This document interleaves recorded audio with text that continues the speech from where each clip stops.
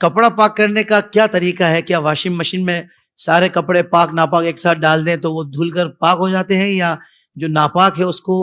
پاک کرنا پڑتا ہے، اور اس کا طریقہ کیا ہے؟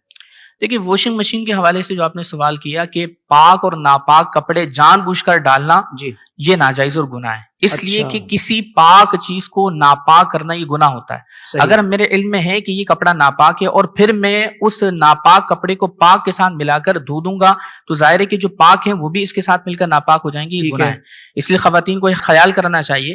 کہ جب وہ کپڑے دھوئیں تو جن کپڑوں پر ناپاکی نظر آ رہی ہے یا ان کے علم میں ہے کہ یہ کپڑے ناپاک ہے تو پھر انہیں ان ناپاک کپڑوں کو پاک کپڑوں کے ساتھ ملا کر واشنگ مشین میں نہ دھوئیں، بلکہ پہلے ناپاک کپڑوں کو علیحدہ کر لیں، ٹھیک انہیں ہے، پاک کیا جائے، پھر ان کو دیگر کپڑوں کے ساتھ ملا کر دھونا چاہیے۔ ٹھیک ہے، کپڑا پاک کرنے کا طریقہ کیا ہے؟ اس میں دو صورتیں ہوتی ہیں۔ ایک ہے کہ آپ اگر جاری پانی میں کپڑا پاک کر رہے ہیں، جیسے نل کا پانی ہے، جاری پانی کے حکم میں ہے، تو اگر آپ جاری پانی میں کپڑا پاک کر رہے ہیں تو اس کا طریقہ یہ ہوتا ہے کہ آپ کپڑے کو اس پانی کے نیچے لے جائیں اور اتنی دیر تک آپ دھوتے رہیں کہ آپ کا غالب گمان یہ کہے کہ پانی ناپاکی کو لے کر جا چکا ہے۔ اتنی دیر تک اگر آپ نے دھو لیا تو یہ کپڑا آپ کے حق میں پاک ہے۔ صحیح، لیکن اگر آپ جاری پانی میں کپڑا پاک نہیں کر رہے، مثلا آپ مگ سے لے کر ایک مگ ہے اس سے پانی لے کر ڈال کر آپ پاک کر رہے ہیں، تو اس میں پھر یہ دیکھا جائے گا کہ وہ جو ناپاکی کپڑے پر لگی ہے کیا وہ سوکھنے کے بعد اس کا جسم بن جاتا ہے یا نہیں بنتا۔ اسے کہتے ہیں نجاست مرئیہ اور غیر مرئیہ۔ نجاست مرئیہ کا مطلب یہ ہوتا ہے کہ ایسی ناپاکی کہ سوکھنے کے بعد اس کی کوئی تہ بن جائے، کوئی جرم وغیرہ بن جائے تو اسے کہتے ہیں نجاست مرئیہ،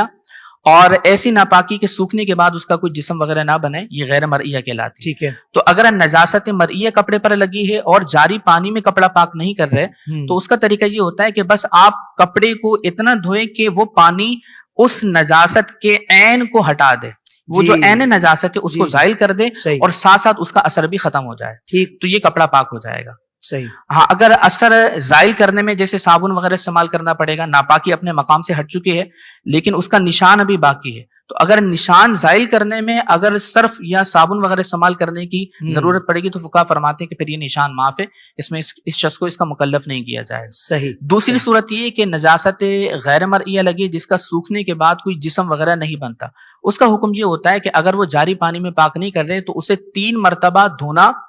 ہر بار پوری طاقت سے نچوڑنا یہ شرط ہوتا ہے، یعنی پہلے اس کو اچھی طرح دھوئیں گے اور پوری طاقت سے نچوڑیں گے کہ کوئی قطرہ نہ گرے، پھر دوسری مرتبہ دوبارہ دھوئیں گے